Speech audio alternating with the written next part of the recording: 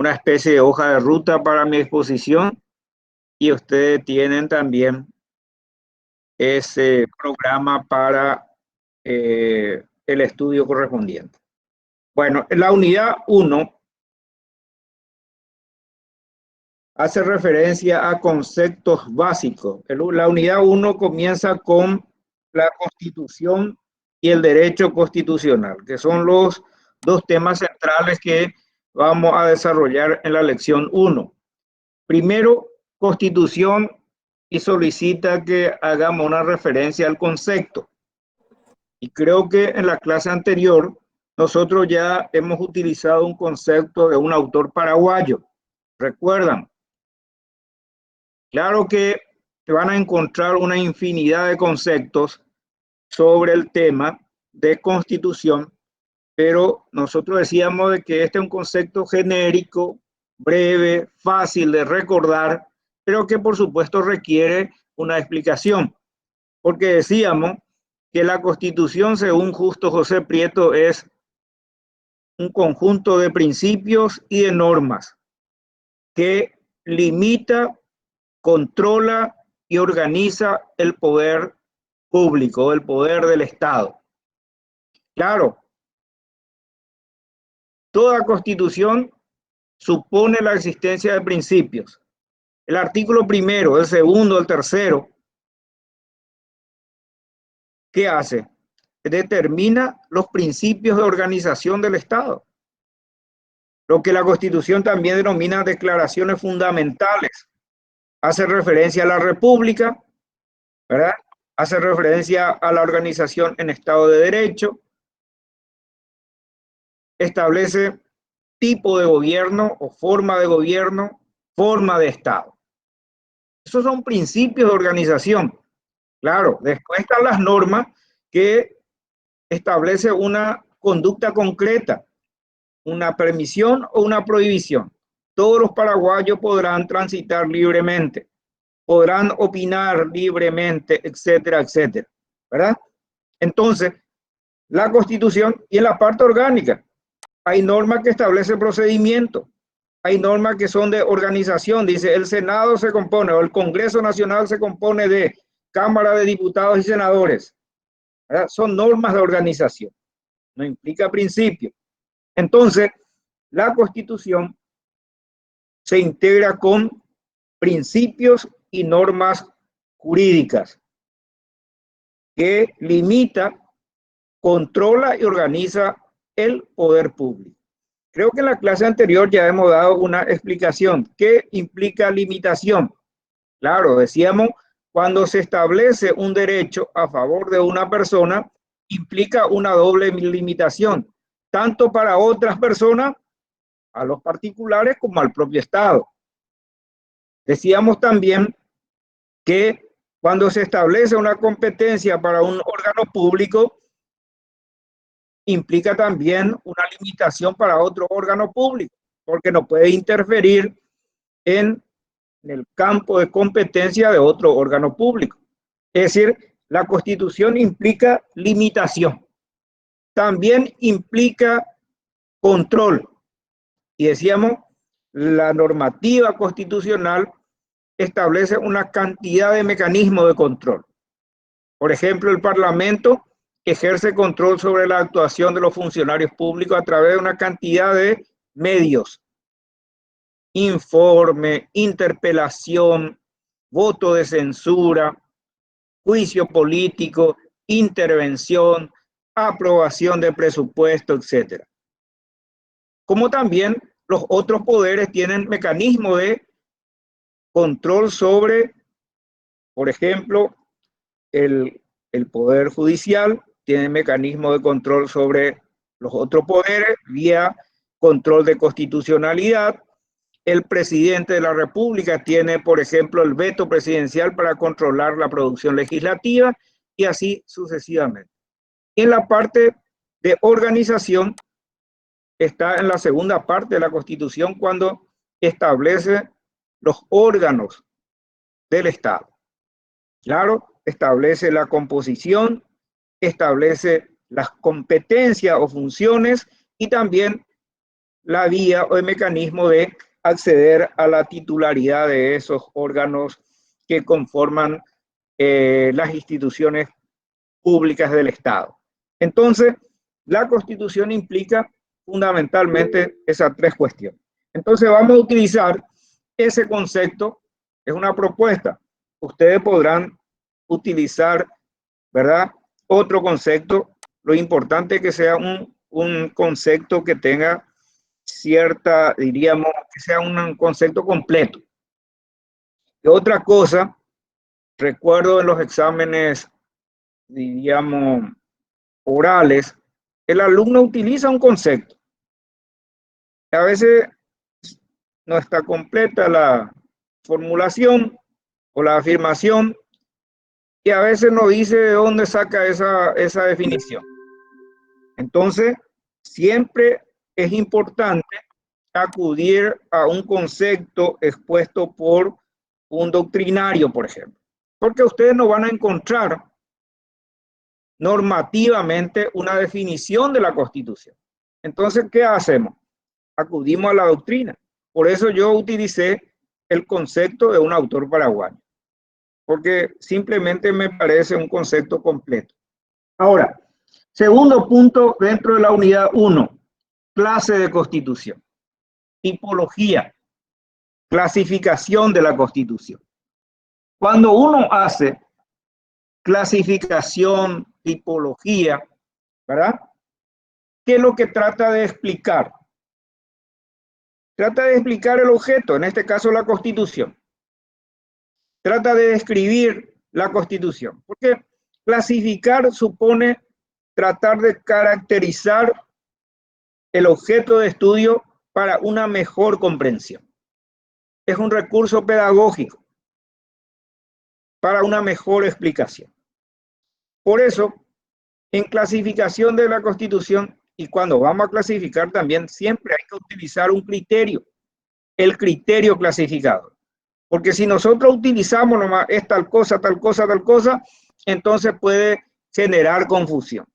Siempre hay que utilizar un criterio clasificador. Por eso, en el programa me pide, por ejemplo, dice clasificación y me dice racional normativa, histórico, tradicional y sociológica. ¿Cuál es el criterio clasificador? Fundamento. ¿Cuál es el fundamento, la esencia de una constitución? Y se trata de explicar a través de tres criterios. En definitiva, esta es una clasificación, esta clasificación es de un autor español, que es Manuel Pelayo García.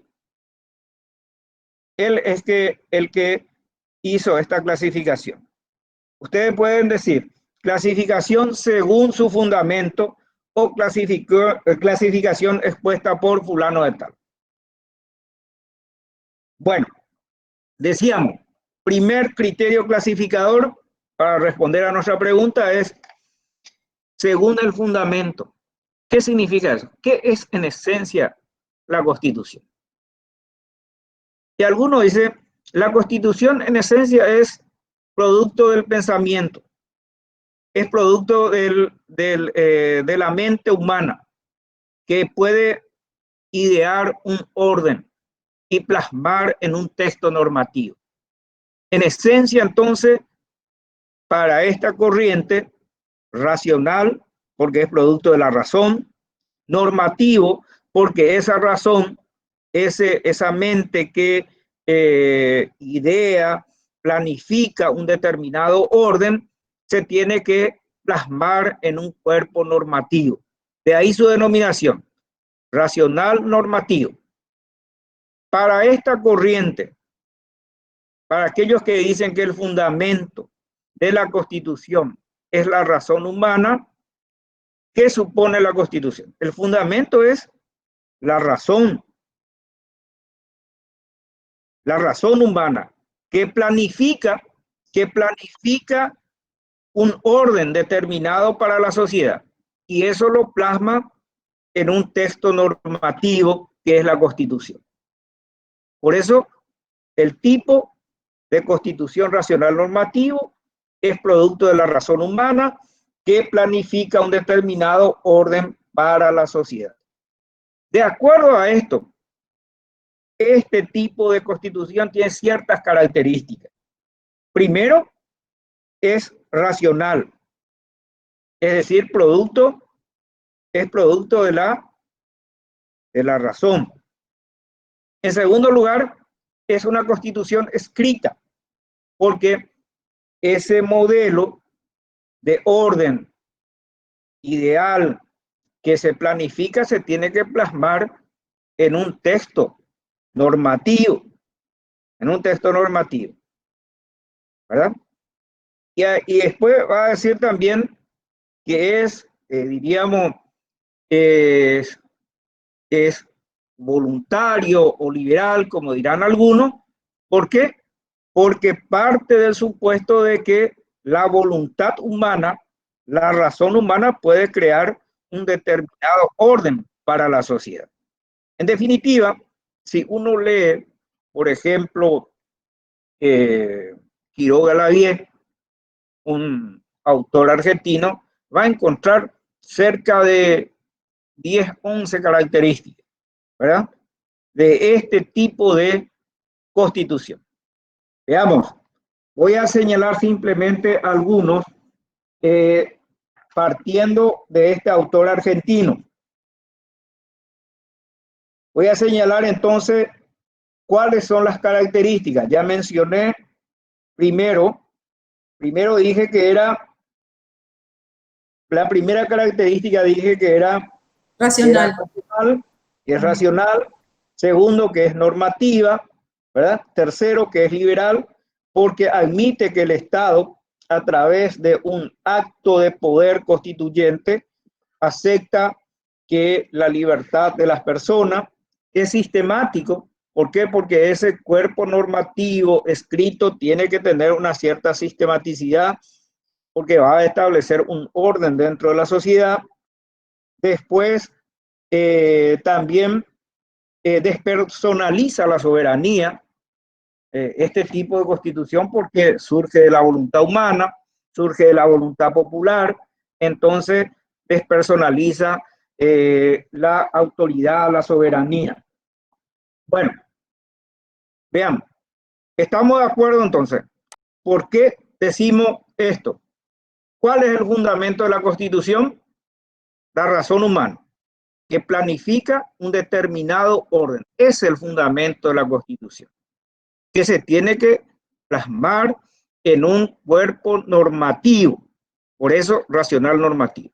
Sin embargo, hay otra corriente del pensamiento que dice, no, la esencia, el fundamento de la Constitución no es la razón humana que planifica y exterioriza su pensamiento ordenador en la sociedad. No, es la sociedad, la vivencia de la sociedad, la cultura de la sociedad es lo que va a determinar cuál va a ser la norma que se va a imponer como organización de la sociedad. Vean, totalmente diferente. Dice, no, no es la mente humana el que va a idear y plasmar la norma en la sociedad. No, al contrario, va a ser el conjunto de comportamiento, las pautas culturales de una determinada sociedad, lo que va a configurar la norma jurídica constitucional. Vean, de abajo, de las pautas sociales, de la cultura imperante, de la ideología dominante dentro de la sociedad, se va a configurar una constitución. Y piensen ustedes, tiene su cuota de razón. ¿Por qué?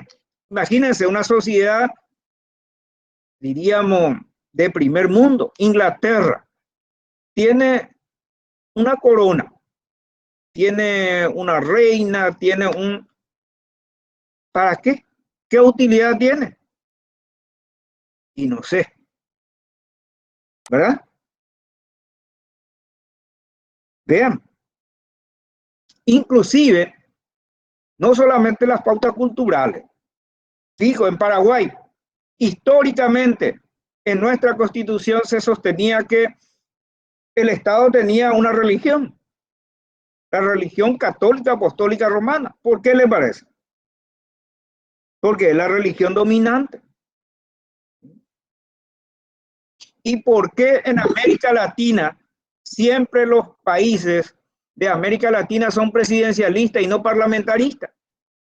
Por cuestiones culturales.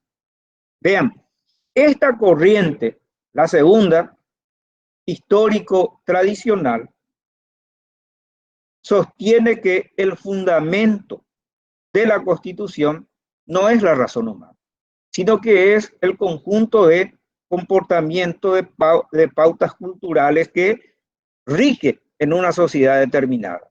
Y esas pautas culturales se incorporan, se normativiza. Solamente eso. Por lo tanto, por eso es conservadora, ¿eh? No es normativa, porque las pautas culturales, ¿verdad?, se tiene que incorporar a la normativa constitucional. Perciben la diferencia.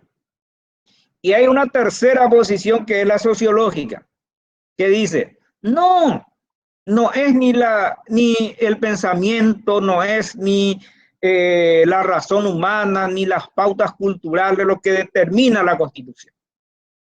La Constitución es producto de los factores de poder que existe en la sociedad en el momento en que se redacta una Constitución. El principal exponente de esta corriente es un autor que ustedes lo van a leer seguramente o van a escuchar, que es diríamos Fernando Lasalle, Ferdinand Lasalle, que es la Constitución, ¿verdad? Y él decía que la Constitución es una simple hoja de papel en donde se traduce los factores reales de poder existentes en el momento de su redacción. No es ni la razón ni la cultura imperante, sino quién manda. Si mandan los militares, puede ser una constitución fuerte, ¿verdad? Si manda una ideología determinada, como por ejemplo en Cuba, la constitución es ideológicamente comunista, ¿verdad? ¿Se dan cuenta? Fundamento. El primero, el racional normativo, que dice la razón humana, la que crea la Constitución. Porque la razón es el que puede prefijar, planificar y plasmar en un cuerpo normativo un determinado orden. La otra posición dice, no es la razón, es la cultura dominante en la sociedad, la cultura, las pautas culturales, la religión, ¿verdad? La cultura política, ¿verdad? Entonces, ¿qué determina? ¿Cuál es el fundamento? Conjunto de elementos culturales que existen en la sociedad. Y la tercera posición que dice, no, ni la razón ni la cultura, el poder.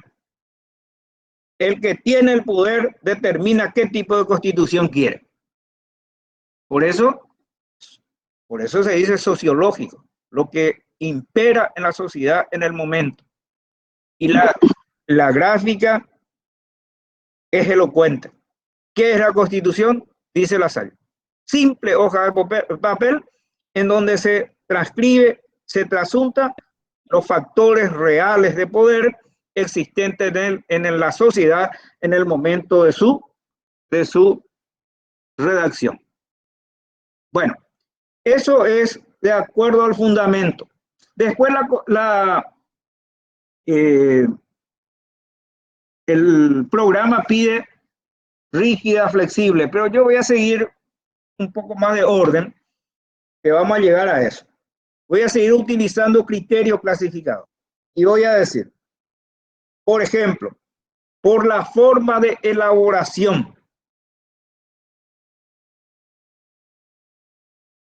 o por el contenido de la Constitución elaborada, puede ser una constitución originaria o una constitución derivada.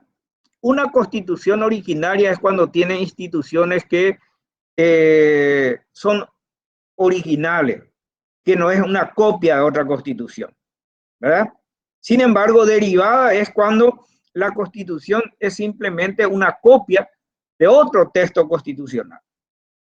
Y ustedes van a fijarse, por ejemplo, que la constitución paraguaya de 1870 es prácticamente copia de dos constituciones, la norteamericana y la argentina. Entonces, esa sería una constitución derivada.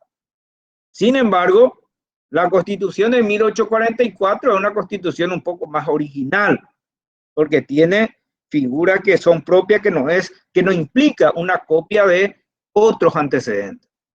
Entonces, de acuerdo al contenido de su elaboración, en su elaboración, las constituciones pueden ser originarias cuando tiene instituciones propias, diferentes de otras, pero es derivada cuando es copia o incorpora instituciones de otras constituciones. No es original, sino es copia de otro. Segundo, de acuerdo a su codificación, la Constitución puede ser codificada o escrita. Codificada o escrita. Cuando la Constitución se traduce en un conjunto de normas, ¿verdad?, que podemos encontrar en un solo texto, como el nuestro. Por eso hablamos de Constitución codificada, porque en un solo texto encontramos todas las normas constitucionales que rigen nuestro país, codificada o escrita. Sin embargo, también puede ser una constitución no codificada o dispersa. Es decir, cuando no se tiene una norma constitucional codificada suprema, sino que generalmente se tiene varias normas que tienen rango de fundamentabilidad. ¿Ustedes saben si en Inglaterra hay constitución? No, pero hay leyes más importantes que otras. Por ejemplo, la ley que organiza las cámaras o la ley de la corona. Hay normas fundamentales, pero no hay un cuerpo normativo codificado que tenga el nivel de superioridad. O como ocurría en España en la época de Francisco Franco, que había 7 leyes fundamentales del Reino de España.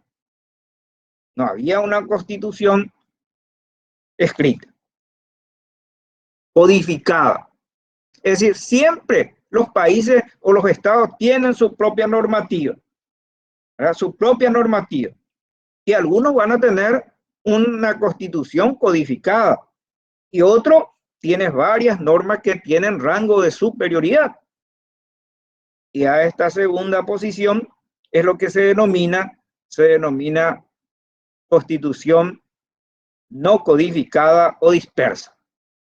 Y hay una tercera posibilidad dentro de su codificación, de acuerdo a su codificación, es decir, la mixta, que comienza con una norma constitucional codificada, conjunto normativo de carácter superior codificado, pero después se va agregando anexos.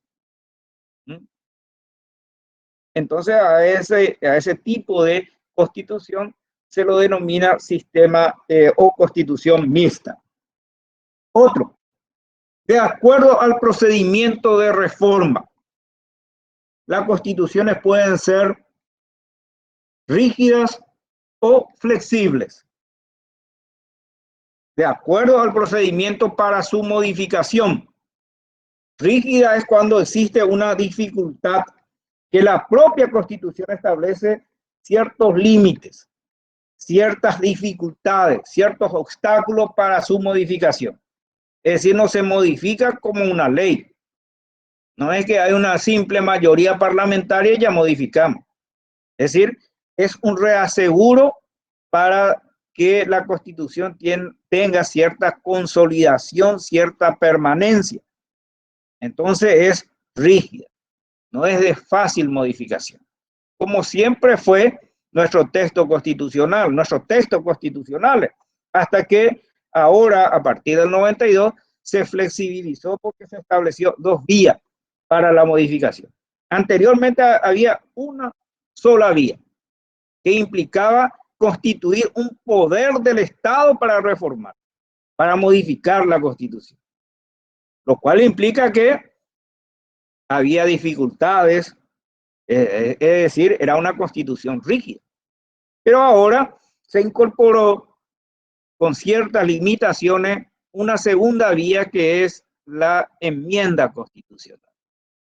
Pero hay que señalar que una Constitución es rígida cuando para su modificación no resulta fácil. Hay que constituir, por ejemplo, un poder del Estado con ciertos procedimientos que son difíciles de superar, como las mayorías exigidas, y recién ahí se podría modificar la Constitución. Y es flexible cuando se puede modificar como se modifica cualquier ley. Es decir, se requiere solamente de determinada mayoría en el Congreso, por ejemplo, y ya se procede a su modificación. Bueno, eso en cuanto a procedimiento para la modificación. Ahora, hay otro criterio para, diríamos, para clasificar. Y voy a señalar uno porque siempre lo van a citar por ahí. Uno dice, de acuerdo a su adecuación. De acuerdo a su adecuación a la realidad social, por ejemplo. La Constitución puede ser normativa,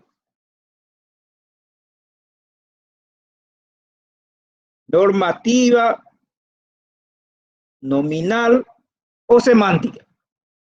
Esta es una clasificación de acuerdo a su adecuación a la realidad. Es una clasificación hecha por Karl Lowenstein, autor de Teoría de la Constitución. Todo el mundo le cita, pero nadie lee. No hay que preocuparse, ¿verdad? Ahora, ¿qué significa eso? Y él utiliza un ejemplo.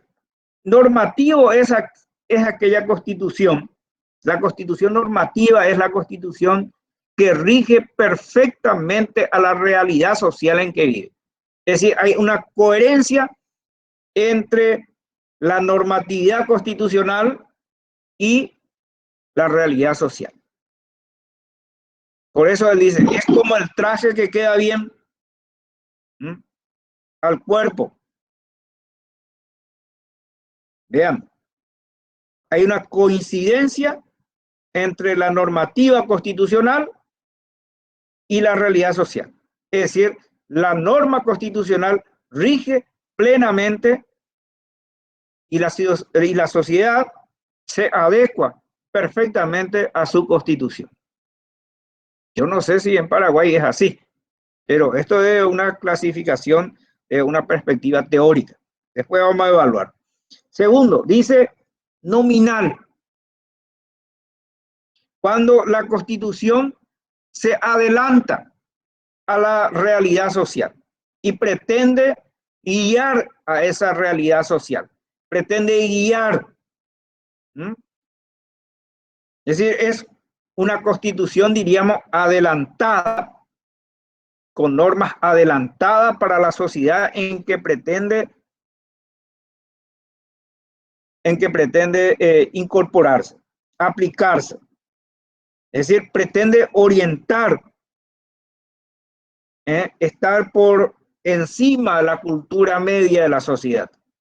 Por eso el ejemplo que él utiliza es como el traje que queda un poco grande a la sociedad, a la persona. Entonces tiene que guardarse un poco hasta que el cuerpo de la persona, de la sociedad, tenga la robustez necesaria para que pueda utilizar ese traje.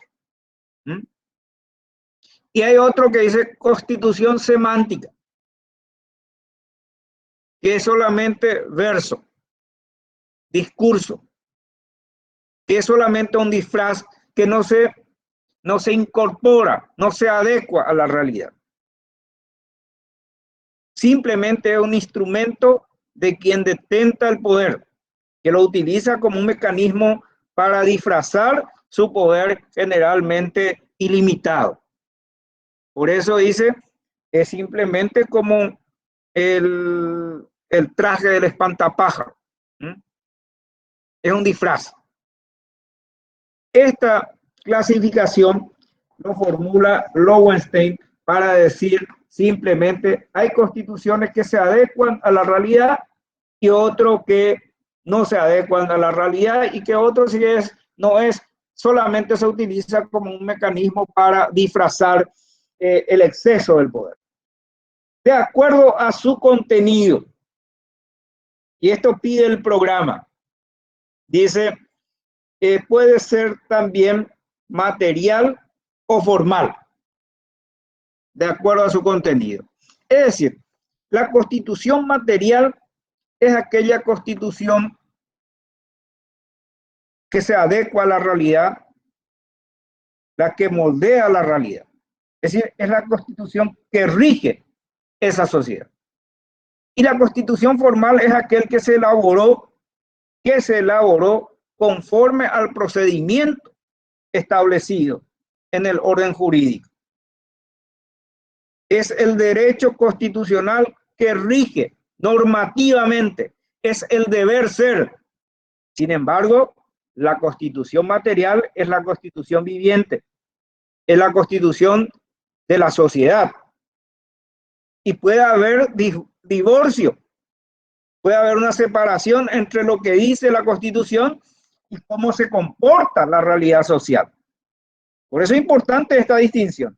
Esta es la constitución formal, pero esta es la constitución material. Yo siempre pienso, nuestra constitución dice que el ingreso a los cargos públicos, yo siempre cuestiono eso, ¿verdad? Se requiere dos cosas, idoneidad e igualdad. Y la igualdad solamente se materializa por medio del concurso público. Y eso hasta hace poco en Paraguay era ciencia ficción. Y en algunas partes sigue siendo, ¿verdad? Entonces, una cosa es el deber ser y otra cosa es la realidad, la constitución viviente, la constitución de la sociedad, ¿verdad? Vean, ahí traemos otra vez esa discusión entre la normatividad del sistema racional normativo y la constitución histórico tradicional, la constitución que rige en la cultura. Eso pide el programa, pero yo quiero que incorporen todos estos elementos que estamos señalando. Según cada criterio clasificador. Entonces, nuestro criterio aquí es según el contenido de la Constitución, puede ser una Constitución material o formal. Y por último también, según su extensión, la Constitución puede ser sintética. Una Constitución breve, en términos generales. Por ejemplo, nuestra Constitución más breve fue la de 1940, que tenía creo que 94 artículos. Después otro 129, otro 104, 103, y ahora superamos 200 artículos, ¿verdad? Entonces, una constitución sintética es la constitución breve, que en términos generales establece las pautas, diríamos, generales para la convivencia social. Después deja todo al arbitrio de la ley, al arbitrio legislador, la ley regulará tal cosa, pero las reglas generales de la convivencia, de la organización de la sociedad, se establece en la Constitución, en forma breve. Y la Constitución puede ser analítica, que es aquella reglamentaria, la que pretende reglamentar todas las situaciones que se dan en la sociedad, etc. ¿Por qué puede haber una Constitución reglamentarista? Y se parte de una situación. Cuando se desconfía del legislativo, generalmente el constituyente ya quiere hacer todo para cerrar la posibilidad de que el legislador pueda regular esa situación. Y eso generalmente lleva a una constitución realmente reglamentarista, una constitución extensa. Y es lo que denominamos constitución analítica, que pretende regular toda la situación. Entonces, estas son las clasificaciones de constitución que podemos dar. Claro, por ejemplo, hay otros autores que hacen otras clasificaciones. Si ustedes, por ejemplo, leen el texto de Pedro Néstor Sagüez, autor argentino de Rosario, van a encontrar una cantidad de tipos de constitución.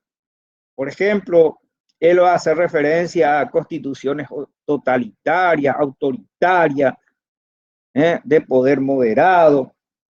Va a hacer referencia a constituciones que son cortas y extensas, que es igual a lo que dijimos, analítica, pero va a establecer otros criterios clasificadores. Yo creo que con lo que dijimos, por ejemplo, hasta ahora, es más que suficiente. Es más, nuestro programa tiene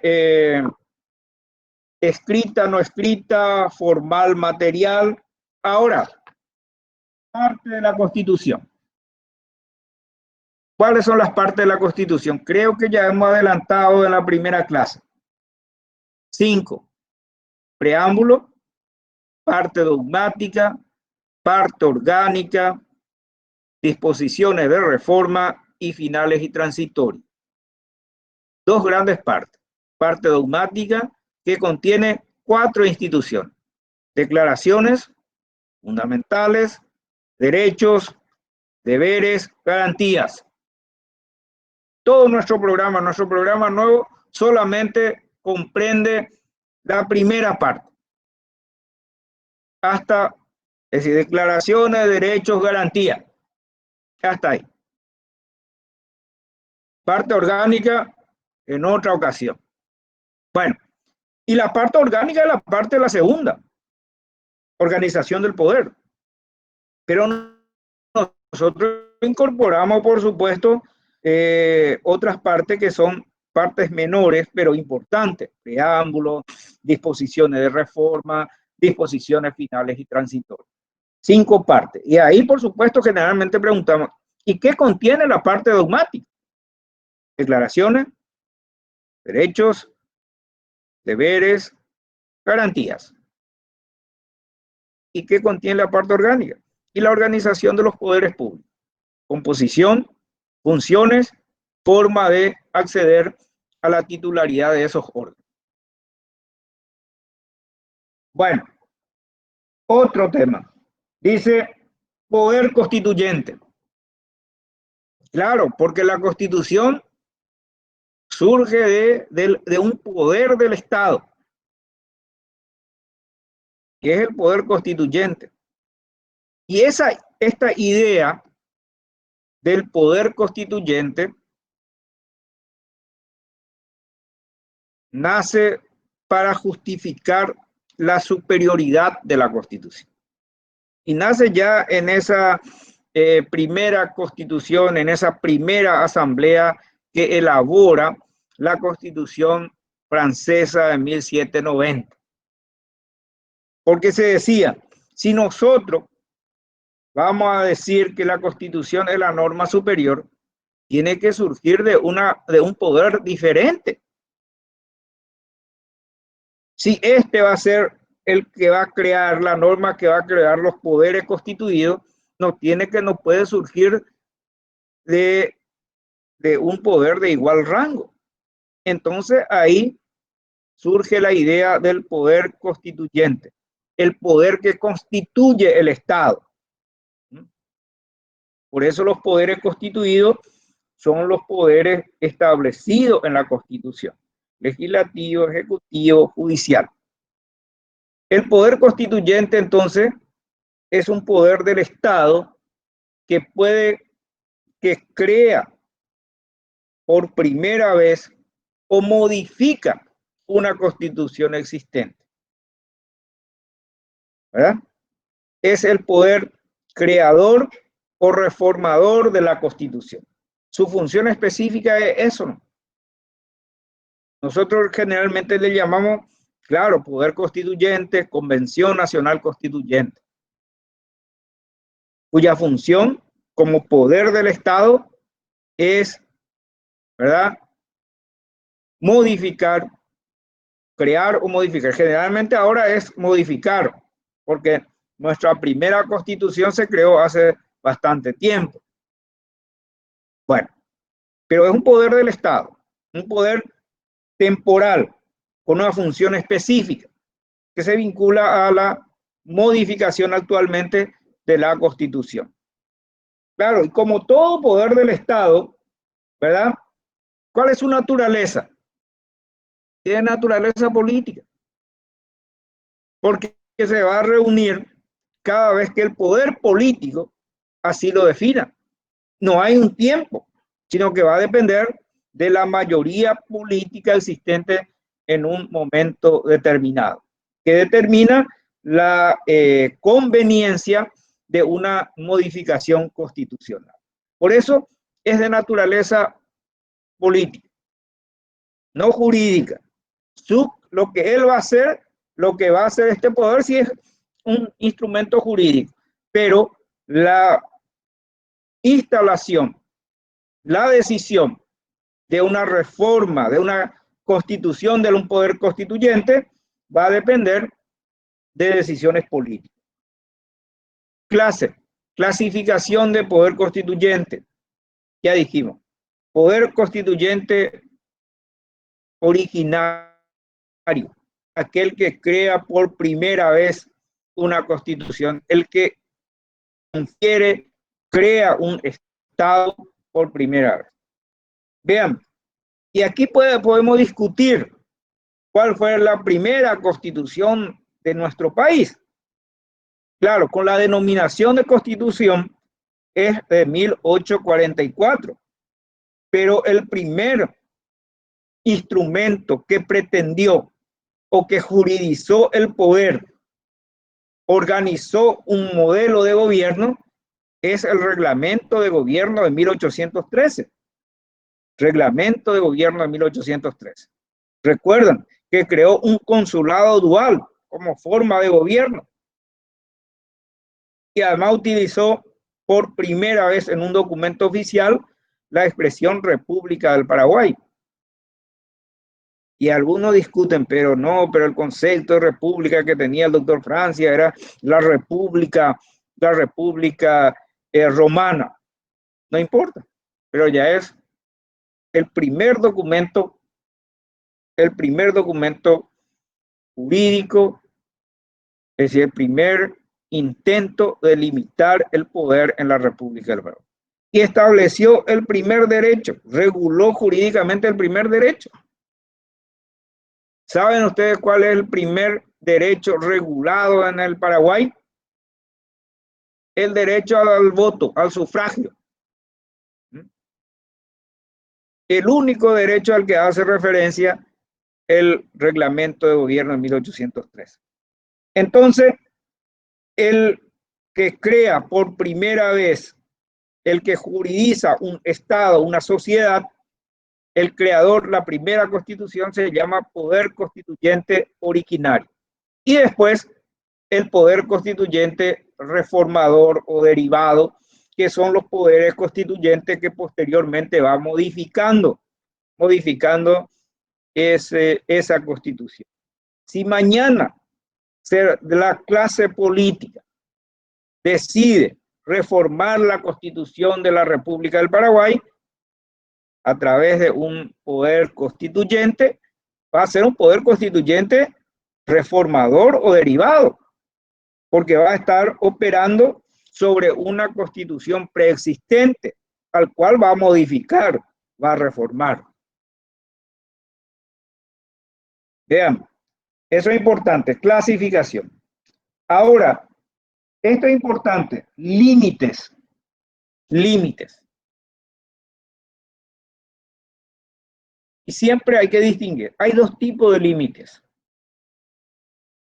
Anótenlo eso. Uno que se llama límites extrajurídicos y otro que son límites jurídicos.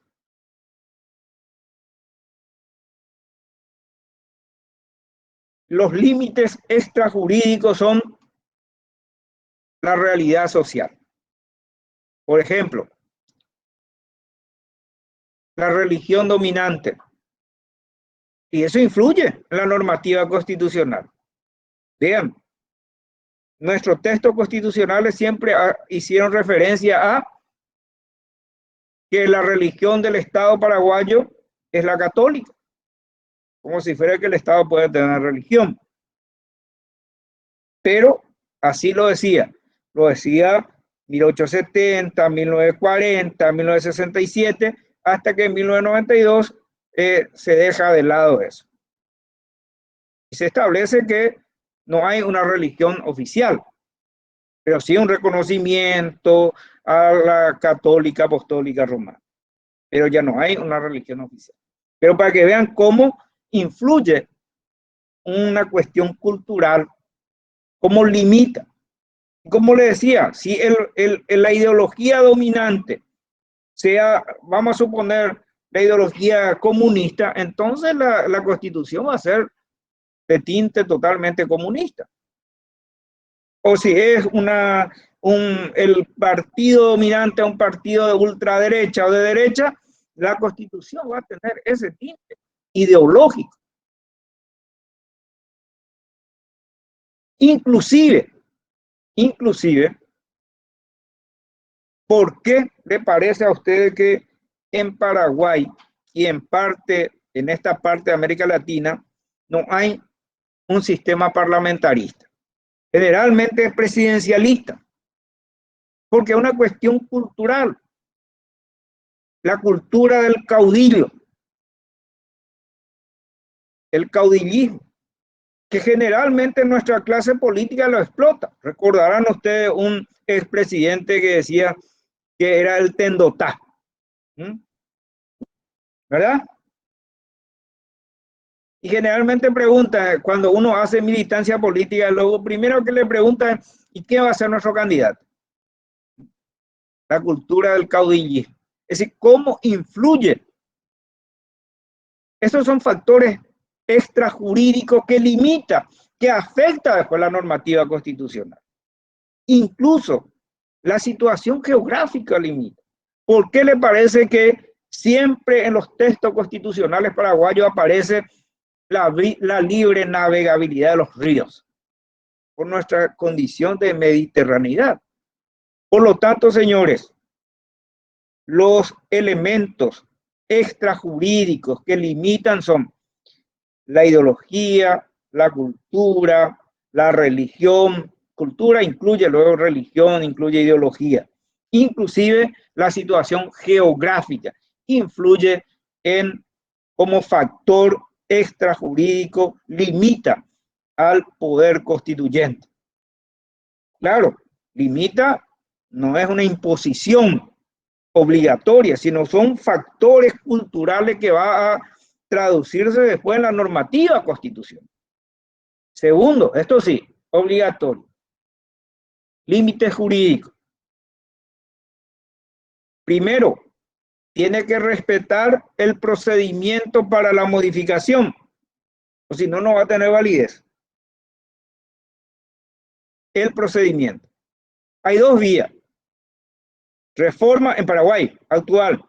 Reforma, enmienda. Y tiene una serie de requisitos.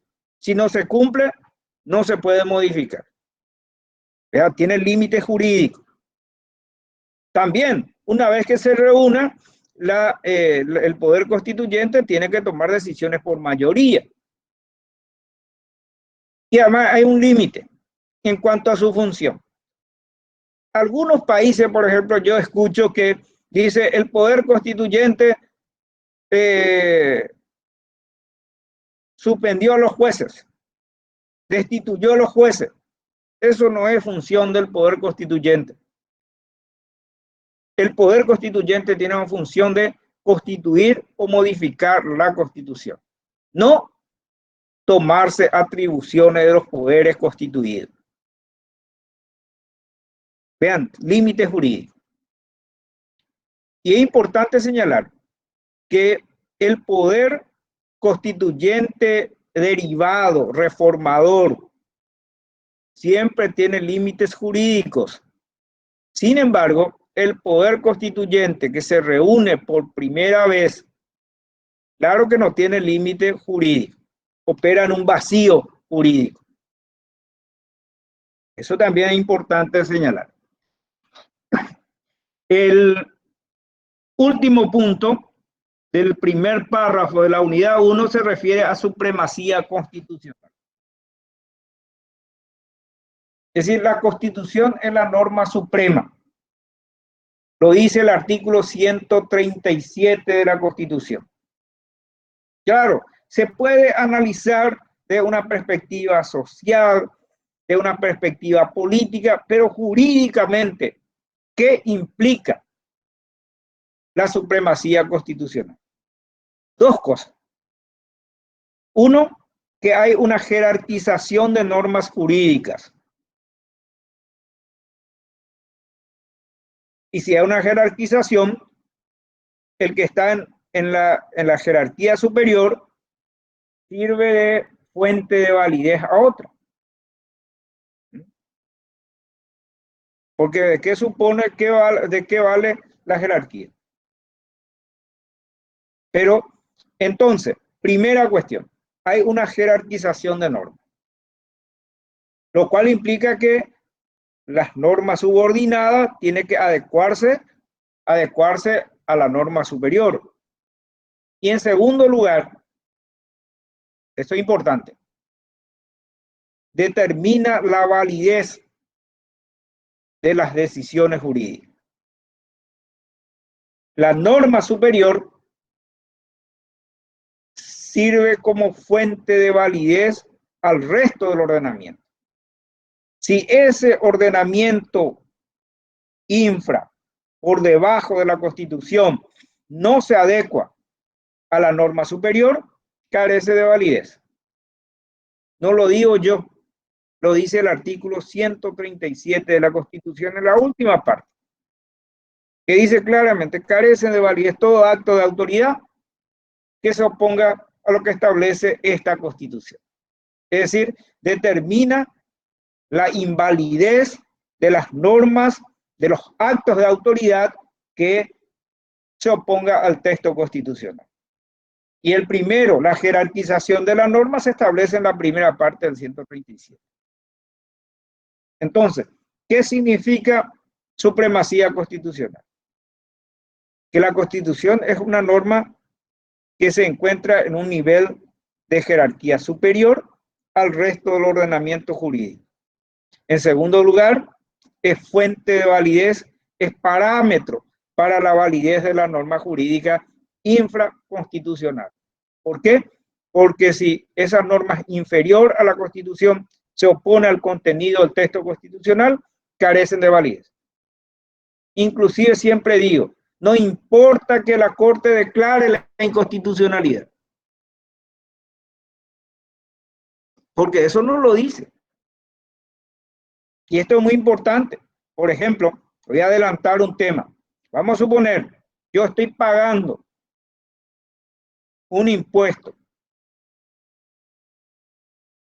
Claro que no voy a pagar como la doctora Lorena Segovia, porque tiene un poder adquisitivo infinitamente superior al mío, ¿verdad? Entonces, pero pago, por ejemplo, una pequeña porción de lo que ella paga. Pero después llego a obtener la declaración, 5 años estoy pagando, en forma permanente, cada año, impuesto a la renta personal. Después logro que la Corte por fin decide declarar inconstitucional esa ley.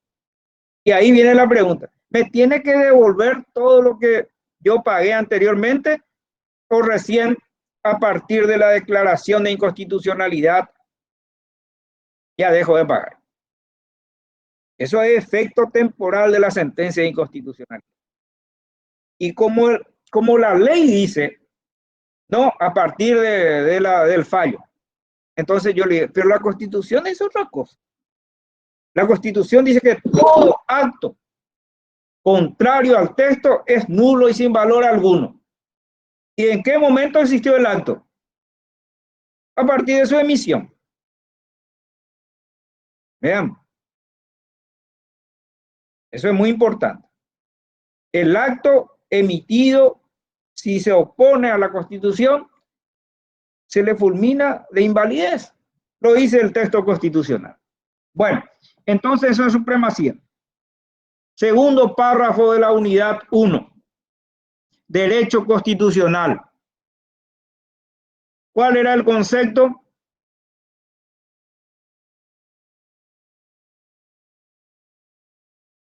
Tres elementos integraban el concepto. Hicimos una propuesta en la clase anterior. Decíamos, 1, sector del derecho público interno. ¿Por qué decíamos que es sector del derecho público? Porque regula la estructura del poder público. Y el derecho público siempre es el derecho regulador del poder. Generalmente una manifestación del poder, como el derecho penal, el derecho administrativo, el derecho tributario. ¿Verdad? Decíamos, primero, sector del derecho público interno, integrado por un conjunto de principios, que hay tres tipos de principios constitucionales: fundamentales, generales y sectoriales o especiales. Y también por normas constitucionales. Las normas son las que revelan una conducta concreta o reflejan una conducta concreta. Hacer o no hacer, por ejemplo. Y además decíamos que tiene por objeto, ¿verdad?, situar a las personas dentro de la sociedad a través de un catálogo de derechos, de libertades que se le otorga, y organizar el poder público. Vean, después pregunta por eso, ¿cuál es el objeto del derecho constitucional? Y el objeto es fundamentalmente la regulación de la vida en sociedad, en una sociedad estatal, y la organización del poder público, Este objetivo ya se estableció en el artículo 16, estos dos objetivos, en el artículo 16 de la Declaración de los Derechos del Hombre y del Ciudadano. No tiene constitución la sociedad que no establece tal cosa. Bueno, objeto. Acá pide también fines. ¿Qué diferencia entre objeto y fin? La cuestión de fin establece solamente o incorpora un elemento de finalidad que implica valoración axiológica. Y alguno va a decir asegurar la armonía, la convivencia armónica dentro de la sociedad. Otro va a decir simplemente ordenar la sociedad a través de un instrumento normativo estable. Es decir, yo creo que le vamos a pedir fundamentalmente desde un punto de vista normativo el objeto, que es lo que regula o estudia, como dicen ustedes. Yo siempre digo, el que estudia es el alumno. El derecho tiene por objeto analizar, describir la regulación de tal cosa. Bueno, ahora, relaciones con otras ciencias y ramas del derecho. Generalmente, la relación con otras ciencias, por ejemplo, con la historia. Porque la historia, ¿qué es lo que describe? El comportamiento de una sociedad determinada a lo largo de su evolución. Y también eso se refleja en la evolución normativa, en la evolución de nuestras normas constitucionales. Y a veces hay retroceso, a veces hay progreso Claro, dependiendo de qué yo entiendo por tal cosa.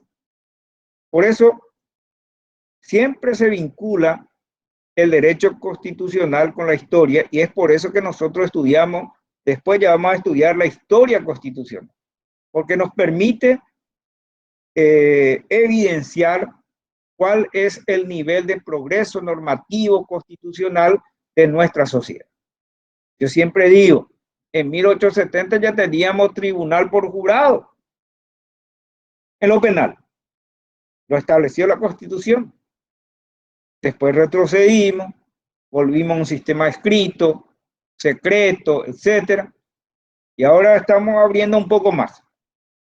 Tribunal por jurado es lo que vemos en las películas norteamericanas, que es muy interesante. Bueno, y hay un dato histórico muy importante también, el nivel de independencia que tiene ese tipo de jurado. En Paraguay es un caso muy importante, un caso revelador del nivel de independencia que puede tener, por ejemplo, un tribunal penal por jurado. Ahora, entonces, en primer lugar, con la historia, también con la sociología, sociología. ¿Por qué? Porque ¿qué es lo que se estudia? Y las pautas culturales, de acuerdo a los roles sociales. Y ustedes ya hemos evidenciado cómo las pautas culturales influyen en la normativa constitucional. Por eso siempre va a tener el análisis de la realidad social, que es objeto de la sociología, también va a tener su incidencia en el análisis del derecho constitucional. Y también algunos dicen con la teoría del Estado, y algunos van a decir con el derecho político. Que en definitiva, ¿qué es lo que hace la Constitución? Regular el poder político, juridizar el poder. Es el objeto fundamental de la Constitución, juridizar el poder. Entonces, siempre va a tener que hacer un uso de los elementos conceptuales que ofrece la teoría del Estado, por ejemplo, porque pretende regular el poder. Y con otras ramas del derecho. Y ahí sí que no sé qué podríamos decir. Si es la fuente de unidad de todo el derecho, fuente de validez de todo el derecho. Por lo tanto, se vincula con todas las ramas del derecho. Minería, ambiente, cualquier sector del derecho tiene que estar vinculado al texto constitucional, porque si no, no va a ser útil, no va a ser eficaz, no tiene validez. Así que no podríamos empezar a describir cuál es el tipo de relación que tiene con el resto del ordenamiento jurídico, porque todos están vinculados y toda manifestación jurídica, cualquiera sea la denominación, niñez, electoral, todo tiene vinculación con el derecho constitucional, porque el texto constitucional sirve como fuente de validez al resto del ordenamiento jurídico. Después, derecho constitucional comparado. El derecho constitucional comparado no es otra cosa que un método de análisis, un método de investigación. ¿Cuándo se hace derecho constitucional comparado? Cuando nosotros utilizamos como método la constitución para analizar, por ejemplo, una figura constitucional, una institución de la Constitución y relacionamos con otros países. ¿Para qué? Para ver ventajas, desventajas y otro de una institución determinada. Por ejemplo, comparar los poderes legislativos de los países del Mercosur. El derecho constitucional comparado simplemente es un método de estudio. Claro, tengo que decirlo.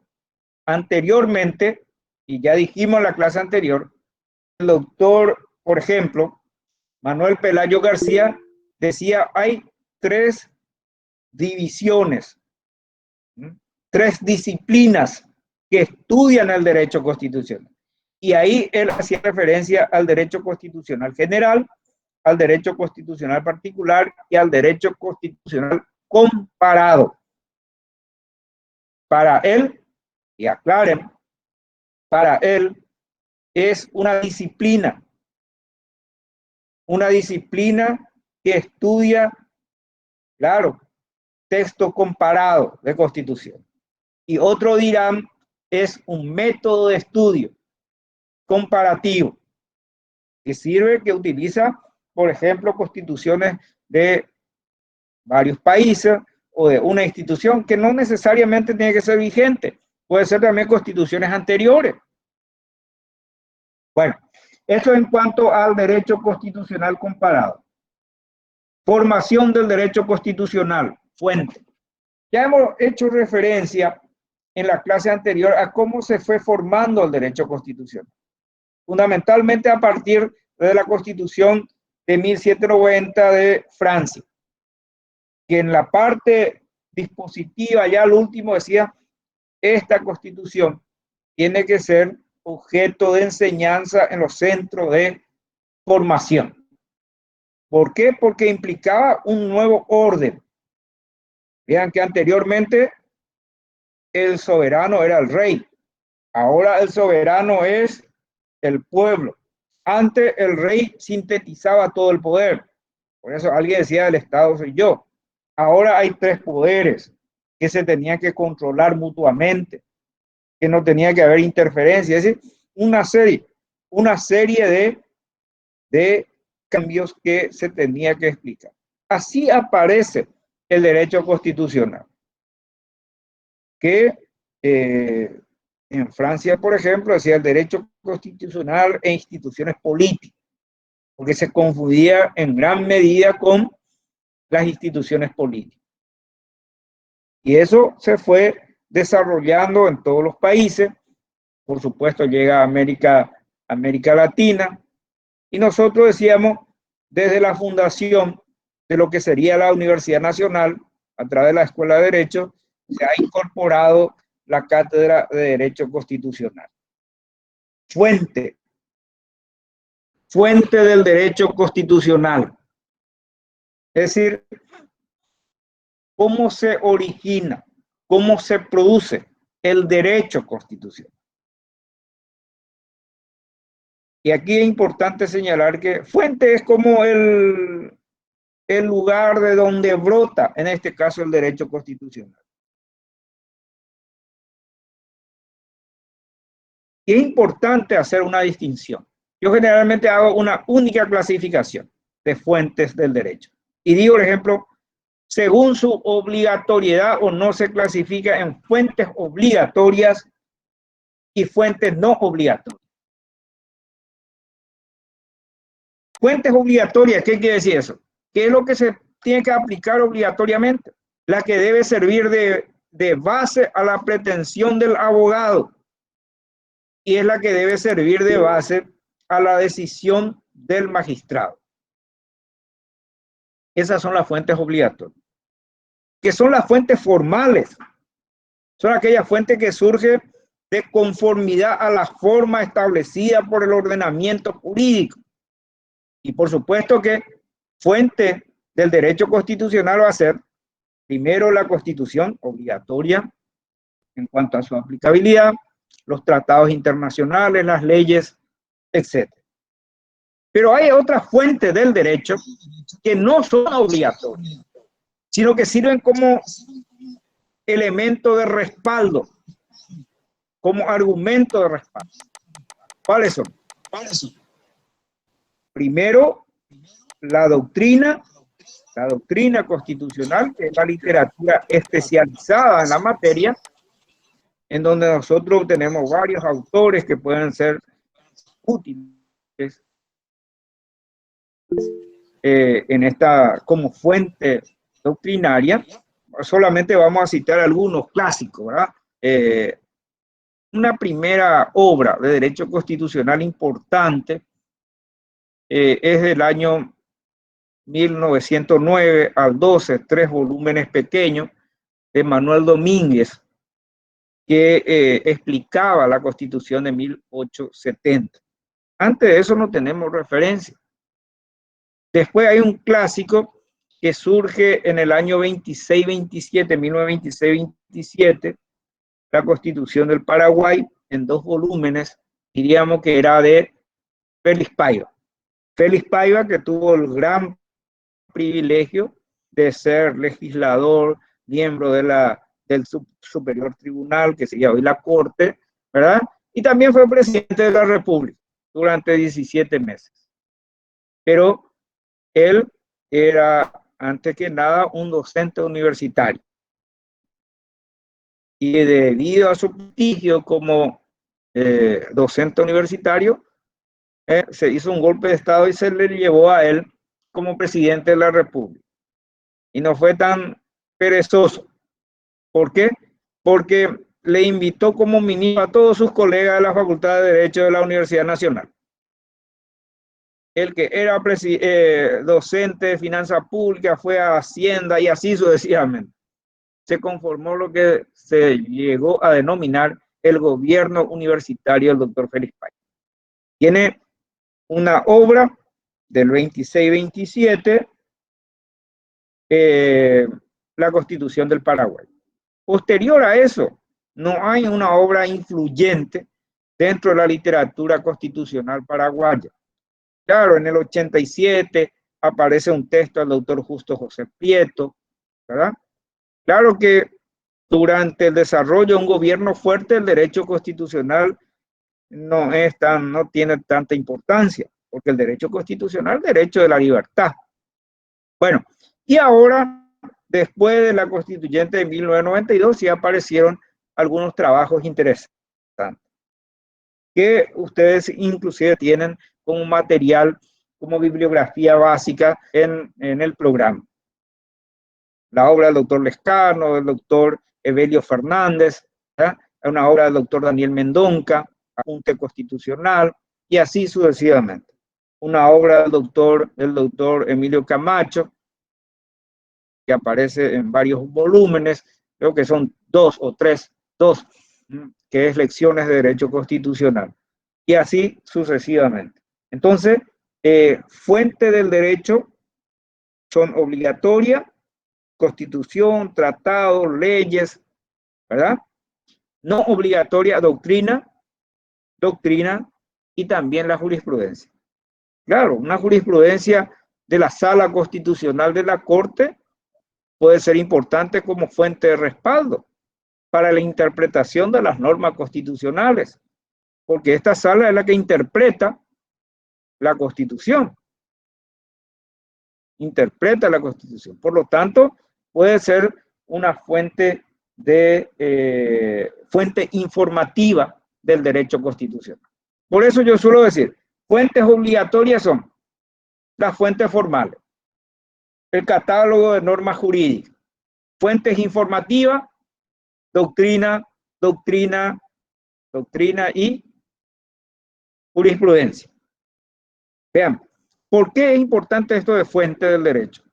Porque en definitiva, la afirmación nuestra en el derecho siempre tiene que respaldarse en una de estas fuentes. O en la ley, si existe ley, mejor todavía. Suelo preguntarle a los alumnos, ¿qué es el derecho a la defensa? Y no hay una ley que me diga, esto es derecho a la defensa. Entonces, ¿cómo voy a responder?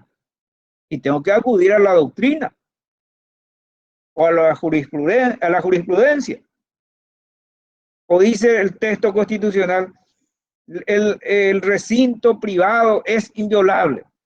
Y pregunto, ¿y qué es un recinto privado? ¿Es la casa? ¿Es la propiedad? ¿Qué es? Y no hay una ley que me diga, esto es recinto privado. Entonces tengo que acudir a otra fuente del derecho. Por eso es importante esta cuestión de fuente del derecho. ¿Cómo se construye el conocimiento en el derecho? ¿Cómo surge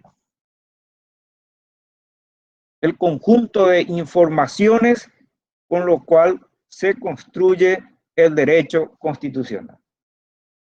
Y con eso termina el contenido de lo que tenemos que decir en la unidad número 1. La unidad 2 se refiere allá a la parte histórica y comienza con, como debe ser, con el reglamento de gobierno de 1813. Porque decíamos en nuestra primera clase que es el primer intento por juridizar el poder en el Paraguay. Y su nombre lo dice todo. Reglamento de gobierno de 1813. ¿Y cuál fue el motivo? ¿Cómo aparece este documento? Y porque ustedes saben que durante la colonia existía un canal de participación de los ciudadanos en la vida de la sociedad política, los cabildos, reunión de personas, de vecinos, y que se iba aumentando eso y comenzaron a configurarse los congresos. Entonces, cuando el Paraguay se independiza en 1811, el medio de participación en la cuestión política eran los congresos, que era una reunión de vecinos ampliada. Imagínense la cantidad de ciudadanos que podían estar en esa época. Congreso. Cada vez que se tenía que tomar decisiones políticas importantes, se reunía el Congreso. En 1813, creo que era septiembre de 1813 o marzo, no recuerdo muy bien ahora, pero en 1813 interín se reunía este Congreso para decidir ante una invitación de la Argentina, de Buenos Aires, para que enviara diputados paraguayos, representantes paraguayos en la reunión que para conformar una confederación en el Río de la Plata. Ante esa invitación se reúne el Congreso. Pero en interín en que se reunía el Congreso, renuncia a todos los que estaba como gobernante del Paraguay. Es decir, el gobierno renunció, los titulares del gobierno. No tenía esa denominación, junta de tal cosa, junta gubernativa, etc. Renuncia. Es decir, el poder dentro de la sociedad paraguaya recientemente que obtuvo su independencia quedó en estado de acefalía. Ante esa situación y estando reunido el Congreso, además de resolver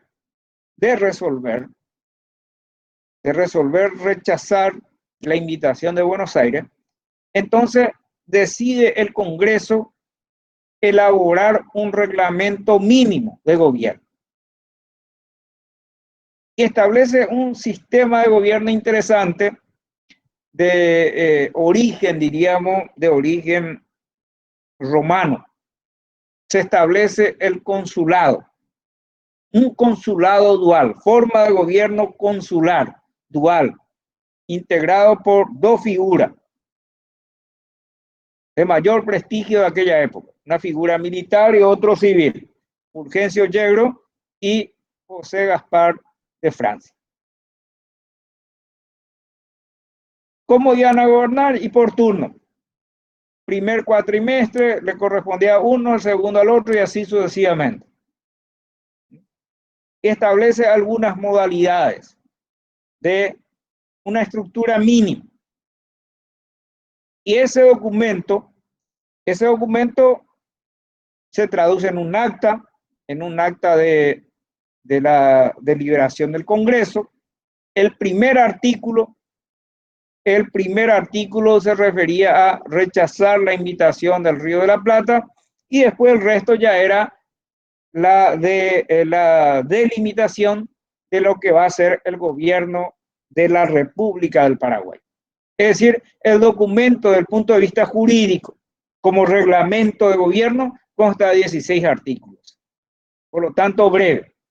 Que nosotros en la próxima clase lo vamos a hacer una división ficticia entre contenido dogmático y contenido orgánico. Y vamos a ver cómo se configuraba el legislativo, cómo se configuraba el ejecutivo y si había referencia al Poder Judicial. Y en la parte dogmática vamos a ver si existe algún derecho, que sí hay un derecho, el primer derecho juridizado en el Paraguay, que era el derecho al voto.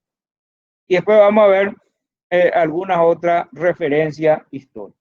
Pero eso lo vamos a hacer en la próxima clase, atendiendo al tiempo.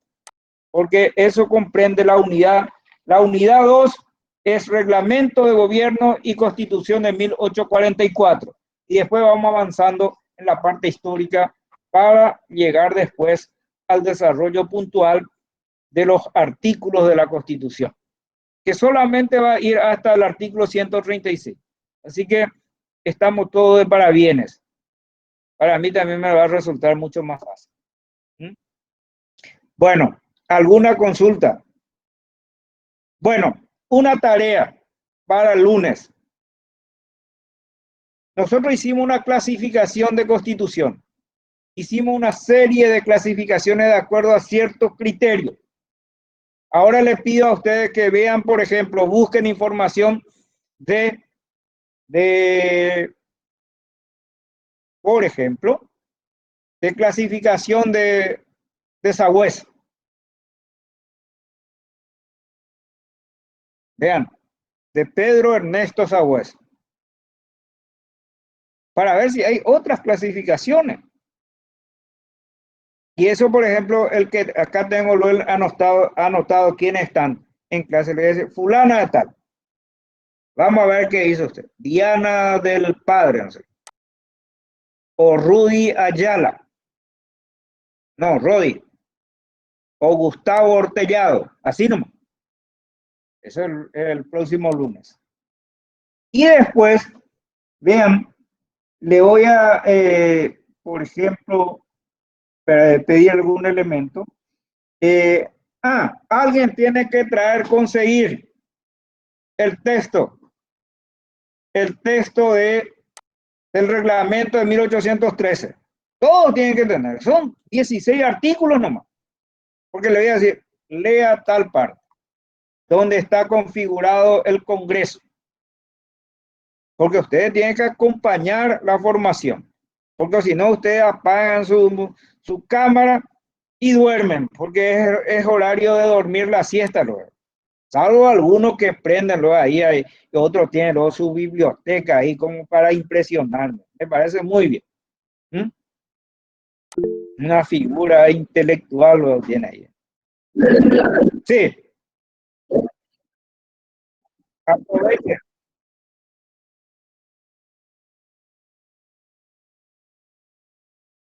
No, solamente conseguir el acta del Congreso de 1813, es decir, el reglamento de gobierno.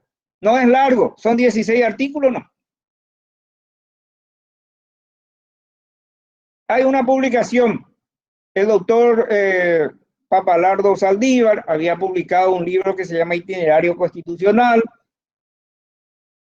Hay un texto de un autor español que se llama Luis Mariña Otero, que también tiene publicado.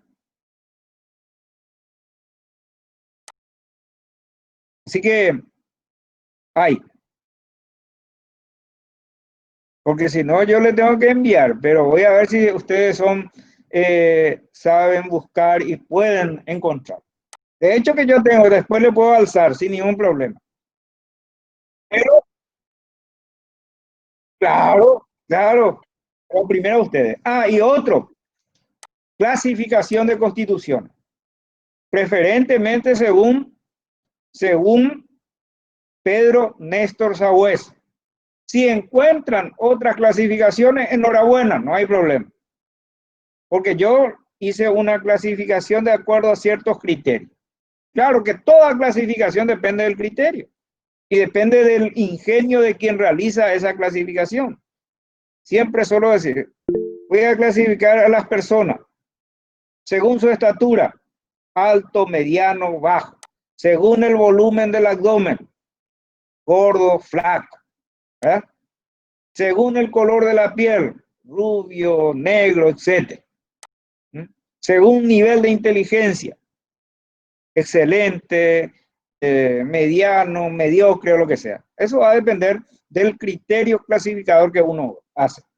Por eso, si ustedes encuentran otras clasificaciones de constituciones para compartir el próximo lunes. ¿Les parece bien? Puntualmente, 15:30, ha sido un gusto.